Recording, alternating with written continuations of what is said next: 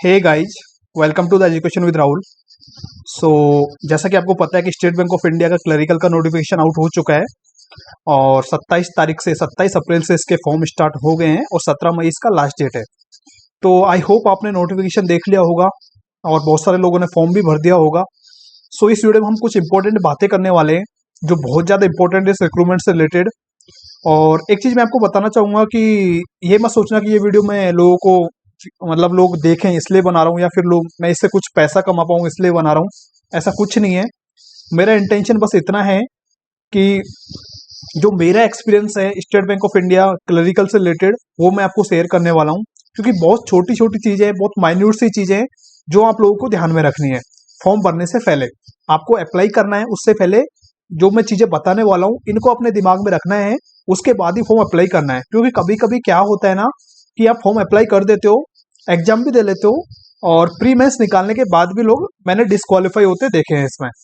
सो वो चीज़ आपको ध्यान रखनी है। तो इस वीडियो में हम बस दो चीज़ों के बारे में बात करेंगे, एक तो एलपीटी लैंग्वेज प्रोफिशिएंसी टेस्ट और एक इंटर सर्कल ट्रांसफर आईसीटी। दो चीज़ों के बारे में हम बात करने वाले हैं। तो देखो, सबसे पहले एलपीटी के बारे में बात करते हैं, लैंग्वेज टेस्ट के बारे में बात करते हैं। देखो, लैंग्वेज टेस्ट में क्या होता है कि जैसे सपोज करो आपने फॉर्म भराया है राजस्थान से, राजस्थान में लैंग्वेज है हिंदी, और अगर आपने 10th या फिर 12th दोनों में से एक में, दोनों में पढ़ा है तो अच्छा है, कोई बात नहीं, लेकिन दोनों में से अगर एक में भी पढ़ा है आपने हिंदी लैंग्वेज तो आपको एलपीटी देने की जरूरत नहीं है। तब तो आपके लिए कोई प्रॉब्लम है ही नहीं अगर आपने वो लैंग्वेज या तो 10th स्टैंडर्ड में या फिर 12th स्टैंडर्ड में पढ़ा हुआ है। लेकिन अगर आपने वो लैंग्वेज नहीं पढ़ा तो आपको एलपीटी देना पड़ेगा। सो एक्चुअली मैं आपको देखो एक स्टोरी बताता हूँ एलपीटी से रिलेटेड। एक रियल स्टोरी है मेरे फ्रेंड की। वो उनको क्या है ना, हिंदी लैंग्वेज आती थी, वो राजस्थान से बिलोंग करते थे। तो लास्ट ईयर का ये बात है। तो क्या हुआ ना, जैसे रिक्रूटमेंट आया तो वो क्या है ना 2-3 बार राजस्थान से ट्राई कर चुके थे, लेकिन उनका नहीं हो रहा था राजस्थान से, क्योंकि राजस्थान का कट ऑफ अच्छा खासा जाता है। तो फिर उन्होंने सोचा कि चलो कुछ नया ट्राई करते हैं। तो उन्होंने जोश जोश में फॉर्म महाराष्ट्र से भर दिया। फॉर्म आप कहीं से भी भर सकते हो, ऐसा कोई रेस्ट्रिक्शन नहीं है state bank of India clerical में। तो उन्होंने महाराष्ट्र से फॉर्म भर दिया, प्री निकाल लिए भाई साहब, मेंस निकाल लिए। अब बात आती है एलपीटी की।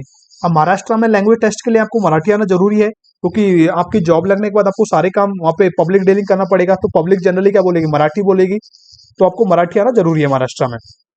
तो फिर उनका हो गया एलपीटी, वो चले गए एलपीटी देने। तो भाई साहब को जाते ही उन्होंने एलपीटी के लिए एक न्यूज़पेपर का कटिंग दे दिया और बोला कि एक पर्टिकुलर पैराग्राफ है 4-5 लाइन का, इसको पढ़ के सुनाइए, इसका मीनिंग बताइए।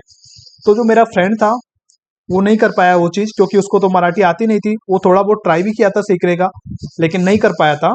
और उसको शाम को मेल आता है कि आपको आपका लैंग्वेज टेस्ट में आप पास नहीं हुए और आपको 6 मंथ का एक्सटेंशन मिलता है और 6 महीने बाद आपका फिर से एक एलपीटी टेस्ट होगा। अगर आप तब भी पास नहीं कर पाए तो आपको डिस्क्वालीफाई कर दिया जाएगा। तो मेरा फ्रेंड 6 महीने तक अच्छे से लैंग्वेज टेस्ट की तैयारी किया, फिर दोबारा से इधर उधर घूमा, मेरे बहुत सारे फ्रेंड्स बनाए उसने मराठी लोग। और इनफैक्ट वो जयपुर रहता था, जयपुर से वो नागपुर शिफ्ट हो गया था ताकि उसको थोड़ा लैंग्वेज में पकड़ आ सके और नए लोग बने मराठी लोग उसके। तो उसने अपने पूरे एफर्ट्स लगाए पिछले 6 महीने तक। लेकिन जब वो 6 महीने बाद फिर से लैंग्वेज टेस्ट देने गया तो अनफॉर्चुनेटली वो 6 महीने बाद भी लैंग्वेज टेस्ट नहीं निकाल पाया। सो इस स्टोरी से बस मैं आपको एक ही चीज बताना चाहता हूँ कि यार जोश जोश में ना ऐसा कुछ मत कर देना कि आप प्री निकाल लो, मेंस निकाल लो, उसके बाद आपका सिलेक्शन ना हो पाए। तो लैंग्वेज टेस्ट एक बहुत इंपॉर्टेंट है, बहुत इंपॉर्टेंट रोल प्ले करता है पूरे रिक्रूटमेंट में। तो आपको इस चीज का ध्यान रखना है। तो जो आपकी जो लैंग्वेज आती है उसी लैंग्वेज से आपको अप्लाई करना है। सपोज करो जैसे उत्तर प्रदेश, हिंदी और उर्दू 2 लैंग्वेज है यहाँ पे, तो आप हिंदी और उर्दू दोनों में से एक भी आती है तो आपका काम चल जाएगा। तो आप वैकेंसी देखो, डेफिनेटली वैकेंसी देखो, क्योंकि वैकेंसी बहुत मैटर करती है। लेकिन जो इनको हिंदी आती है उनके लिए तो बहुत सारे ऑप्शन है। उत्तर प्रदेश से अप्लाई कर सकते हो, एमपी से अप्लाई कर सकते हो, राजस्थान से अप्लाई कर सकते हो, दिल्ली से कर सकते हो, उत्तराखंड से कर सकते हो, छत्तीसगढ़ से कर सकते हो, और भी स्टेट है, चंडीगढ़ है।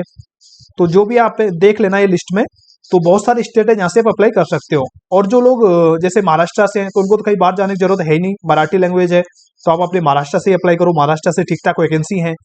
तो इन सब चीज़ों के बस एक ही चीज़ मैं बताना चाहता हूँ इन सब चीज़ों से कि प्लीज़ अपनी लैंग्वेज, ऐसी लैंग्वेज में फॉर्म भरो या फिर ऐसे स्टेट से फॉर्म भरो जहाँ की लैंग्वेज से आप क्या हो, फैमिलियर हो, जहाँ की लैंग्वेज में आपको थोड़ा बहुत बोलना है, थोड़ा बहुत आप लिख भी सकते हो, थोड़ा बहुत समझ भी सकते हो। अगर आपको ये तीनों चीज़ें आती हैं तो आप वहां के लिए जा सकते हो, वहां का फॉर्म अप्लाई कर सकते हो, there is no restriction at all. तो ये तो हो गई एलपीटी की बात। तो मैं नहीं चाहता कि आप लोगों में से किसी का एलपीटी की वजह से सिलेक्शन रुक जाए। अब दूसरी बात करते हैं हम आईसीटी। आईसीटी क्या होता है? Inter circle transfer. देखो ये जब पिक्चर में प्ले में आता है जब आपका सिलेक्शन हो जाता है, आपका सिलेक्शन हो गया, आपने जॉब ज्वाइन कर लिया। तो सपोज करो आप बिलोंग करते हो एमपी से और आपको पोस्ट, आपने फॉर्म भर दिया था राजस्थान से, तो आपको राजस्थान में पोस्टिंग मिल गई। राजस्थान में पोस्टिंग मिल गई तो आपको एक टाइम के बाद ऐसा लगेगा कि यार नहीं, मुझे होम पोस्टिंग चाहिए, बहुत टाइम हो गया राजस्थान में, 1 साल हो गई, तो मुझे होम पोस्टिंग चाहिए। तो होम पोस्टिंग के लिए राजस्थान में जो सर्किल लगता है वो होता है Jaipur circle, state bank of India का। और मध्य प्रदेश में जो सर्किल लगता है वो है भोपाल सर्किल। तो आपको इंटर सर्कल मतलब दूसरे सर्किल के लिए एप्लीकेशन डालना पड़ेगा, राजस्थान जयपुर सर्किल से भोपाल सर्किल के लिए। और अगर आपका एप्लीकेशन अप्रूव हो जाता है तो ये आपका भोपाल सर्किल में ट्रांसफर होगा। लेकिन ये जितना मैं बोल रहा हूँ इतना आसान है नहीं, आईसीटी बहुत टफ होता है, हर किसी का आईसीटी नहीं होता। लेकिन इस रिक्रूटमेंट की खास बात यह है, इसमें क्लियरली लिखा है, देखो आप पढ़ सकते हो, there is no provision for inter circle transfer, inter state transfer for newly recruited clerical cadre में, for junior associate to be recruited. तो जो भी जूनियर एसोसिएट इस वैकेंसी से रिक्रूट होंगे उनका कोई आईसीटी नहीं होगा। इसका मतलब क्या हुआ? इसका मतलब ये है, सपोज करो, वही हम एग्जांपल ले लेते हैं, आप एमपी से बिलोंग करते हो, मध्य प्रदेश से, आपने फॉर्म भर दिया राजस्थान से, आपकी जॉब लग गई, आप राजस्थान में जॉब कर रहे हो, तो उसके बाद आप एमपी नहीं आ सकते जब तक आप क्लरिकल कैडर में हो। तो जब तक आप क्लरिकल कैडर में हो तब तक आपका ट्रांसफर नहीं हो सकता, आपको राजस्थान में ही रहना पड़ेगा। ये इस लाइन का मतलब है। और जैसे ही आप प्रमोशन लोगे, जैसे ही आप ऑफिसर बनते हो क्लरिकल कैडर से, 3 साल बाद में एक जीआईबी सीआईबी अगर निकालोगे तो 3 साल बाद में आप एलिजिबल हो जाते हो प्रमोशन के लिए ऑफिसर कैडर में। लेकिन अगर जीआईबी सीआईबी नहीं निकलता तो 5-6 साल बाद आप एलिजिबल हो जाते हो। तो अगर आप जैसे ही आप प्रमोशन लोगे तो उसके बाद चांसेस है कि आपका जो सर्किल है वो चेंज हो जाए, आप राजस्थान सर्किल से भोपाल सर्किल में आ जाओ। लेकिन अगर आप क्लरिकल कैडर में रहना चाहते हो पूरी लाइफ, तो आपका आईसीटी नहीं होगा, आपका इंटर सर्किल ट्रांसफर नहीं होगा, आपको पूरी जिंदगी राजस्थान में निकालनी पड़ेगी। तो ये है इंटर सर्कल से रिलेटेड चीज। तो आई होप आपको ये 2 चीजें तो क्लियर होगी होंगी, लैंग्वेज टेस्ट की और आईसीटी से रिलेटेड। एक और चीज है कि लोग बोल रहे हैं कि सर एग्जाम कब होगा, अब नोटिफिकेशन तो आ गया, तो एग्जाम क्या जून में हो जाएगा? क्योंकि इसमें लिखा हुआ है कि प्रिलिमिनरी एग्जामिनेशन जून 2021 में होने वाला है। तो देखो, एज ऑफ नाउ मुझे नहीं लगता कि जून 2021 में एग्जाम होगा। मुझे लग रहा है कि ये एग्जाम जुलाई लास्ट या फिर अगस्त के फर्स्ट वीक में होने वाला है प्रीलिम्स। और ऑब्वियसली अगर प्रीलिम्स लेट होगा तो मेंस भी लेट होगा। तो आपको क्या करना है कि अभी आपके पास बहुत टाइम है, प्रिपरेशन करो अच्छे से, और ये मत सोचो कि एग्जाम कब होगा। जब एग्जाम होना होगा तब एग्जाम हो जाएगा। एग्जाम लेना आपका काम नहीं है, एग्जाम लेगा स्टेट बैंक ऑफ इंडिया। आपका काम है उस लेवल का प्रिपरेशन करना कि एग्जाम जब भी हो आप उस एग्जाम को क्वालिफाई कर पाए। ठीक है, तो ये चीज मत सोचो, जून में होगा तो आप जून में भी रेडी होने चाहिए उस एग्जाम के लिए, और जुलाई में होता है तो जून जुलाई के लिए भी रेडी होने चाहिए उस एग्जाम के लिए। तो बाकी यहाँ पे नोटिफिकेशन तो पढ़ लेना और सोच समझ के अच्छे से अपना फॉर्म अप्लाई कर देना। ये बहुत ही इंपॉर्टेंट रिक्रूटमेंट होता है हर साल, जो भी लोग बैंकिंग की तैयारी कर रहे हैं उन लोगों के लिए। तो ये था इस वीडियो में दोस्तों। आई होप आपको कुछ इन्फॉर्मेशन जानने को मिली होगी। और अगर आपको और भी कोई डाउट है इस रिक्रूटमेंट से रिलेटेड, या फिर जनरल कोई भी डाउट है बैंकिंग एग्जाम या फिर बैंकिंग कैरियर से रिलेटेड, तो you can mail me on my mail ID, जो मेरे यूट्यूब चैनल का जो अबाउट सेक्शन होता है वहाँ पे है। मैंने मेल आईडी मेंशन किया हुआ है, और आप कमेंट सेक्शन में भी मुझे कमेंट कर सकते हो। So thank you for watching the video and God bless you all.